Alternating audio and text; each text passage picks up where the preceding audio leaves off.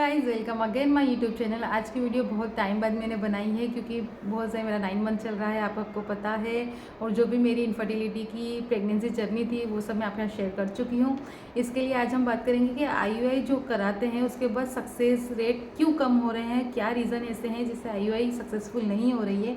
वैसे तो मैं आपको ये बताना चाहूँगी कि IUI हमेशा एक बारी में सक्सेसफुल नहीं होती है, उसे 2 या 3 बार कराना पड़ता है। अगर एक बारी में एक बार करवाने के बाद भी अगर IUI आपको सक्सेस रेट नहीं मिलता है तो आपको नली की रिपोर्ट करवानी ही पड़ती है। देखिए, SHG करवाना भी बहुत इंपॉर्टेंट होता है कि उससे पता चलता है कि फैलोपियन ट्यूब वगैरह जो हमारी है वो बंद तो नहीं है, कहीं एक खुली हो, एक बंद हो या दोनों ही बंद हो।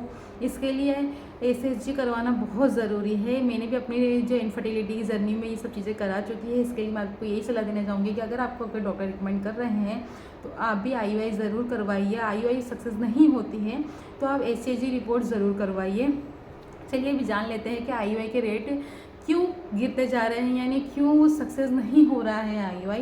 देखिए, IUI का फर्स्ट रीज़न तो यही होता है सक्सेस रेट गिरने का कि अगर आपकी फैलोपियन ट्यूब बंद हो और आप IUI करवाते हो तो आपको कैसे पता चलेगा कि सक्सेस होगी कि नहीं होगी। देखिए, क्या पता आपकी जो फैलोपियन ट्यूब बंद हो वहीं से एक रप्चर होना हो, एक निकलना हो। अगर एक रिलीज़ होगा और उससे स्पर्म काउंट मिलेंगे ही नहीं तो वैसे भी IUI की जो सक्सेस रेट है वो तो गिरना ही है। इसके लिए ये सबसे बड़ी बात है। और सेकेंड, स्ट्रेस। हम जब IUI करवाते हैं और जब इनफर्टिलिटी की जो जर्नी से गुजरते हैं, मैं समझ सकती हूँ, मैंने ये चीज़ फेस करी है। इसके लिए तो वैसे ही हमें इतना स्ट्रेस होता है, पर ये स्ट्रेस के चक्कर में हमारा जो कहते हैं ना इम्प्लांटेशन वगैरह सही नहीं होता है। और सेकेंड बात तो मैं आपको यही बताना चाहूँगी कि जब हम स्ट्रेस लेते हैं तो इम्प्लांटेशन वगैरह ये सब चीज़ें वैसे ही अच्छा नहीं होगा, हमारे डाइट अच्छी नहीं होगी, हमारा स्लीपिंग पैटर्न अच्छा नहीं होगा, वैसे ही सक्सेस गिर जाएगी। और इंडोमेट्रियम जो थिकनेस होती है किसी किसी की इतनी ज़्यादा पतली होती है कि जो इम्प्लांटेशन सही से कर ही नहीं पाती हैं, उससे भी IUI के सक्सेस रेट बहुत ज़्यादा गिर जाते हैं। और थर्ड इज़ कि जो हमें प्रोजेस्टेरोन के इंजेक्शन वगैरह दिए जाते हैं वो IUI में बहुत ज़्यादा ही अहमियत रखते हैं। प्रोजेस्टेरोन एक तरीके का हार्मोन है जो प्रेगनेंसी को सपोर्ट करता है। और देखिए, प्रेगनेंसी को सपोर्ट करने के लिए प्रोजेस्टेरोन का बहुत ही बड़ा अहमियत है, उसकी रोल निभाता है एक प्रेगनेंसी के अंदर। और IUI में सबसे बड़ी चीज़ यही है। देखिए, लास्ट के दिनों में आपको डॉक्टर या तो टैबलेट्स के अकॉर्डिंग या तो इंजेक्शन के अकॉर्डिंग प्रोजेस्टेरोन देंगे ही सही।